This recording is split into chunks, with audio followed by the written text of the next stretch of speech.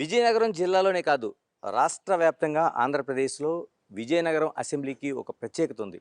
ఎందుకంటే విజయనగర సామ్రాజ్యానికి సంబంధించిన అనేక వారసత్వం ఇక్కడ పోటీకి నిలిచింది. అటు ఆనంద గజపతిరాజు కావచ్చు, అశోక్ గజపతిరాజు కావచ్చు, ఇలాగా అనేక తరాలుగా ఈ విజయనగరానికి రాజకీయానికి ఒక ప్రసిద్ధి తీసుకొచ్చారు. అలాంటి చోట ఇప్పుడు అదితి విజయలక్ష్మి గజపతిరాజు పోటీ చేస్తున్నారు. అలా అంటే చాలామందికి ఒక్కసారిగా ఆశ్చర్యంగా చూడొచ్చు, కానీ అశోక్ గజపతిరాజు తనే ఆవిడ. నమస్తే అదితి గారు. నమస్తే అండి. నమస్తే. ఇలాగ 2012లో 2019లో మీరు పోటీ చేశారు. అంతకుముందు మీ ముత్తాత గారు, తాతగారు, పెద్దనాన్నగారు, నాన్నగారు, ఇంత లెగసీ ఉంది రాజకీయాల్లో. అప్పుడు ఓడిపోవడానికి గల కారణం ఏంటి? ఈరోజు మీరు చాలా ఆత్మవిశ్వాసంతో ఉన్నారు, మీరు జనాల్లో తిరుగుతూ. ఏంటి ఆ బేరీజ్ ఏంటో చెప్పండి. రెండింటి మధ్య ఏం తేడా కనిపిస్తుంది మీకు?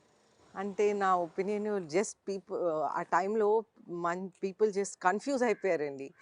ఈ జగన్మోహన్ రెడ్డి వచ్చి ఒక్క ఛాన్స్ అనే వరకు కొద్దిగా జనాలు కన్ఫ్యూజ్ అయిపోయారు.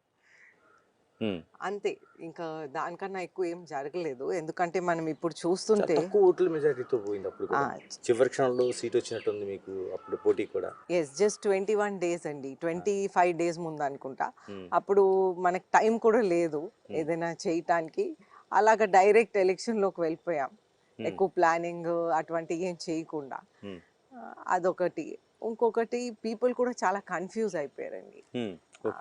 సో ఈ ఒక్క ఛాన్స్ అని అడిగే వరకు జనాలు చాలా కన్ఫ్యూజ్ అయిపోయారు ఆ విషయంలో.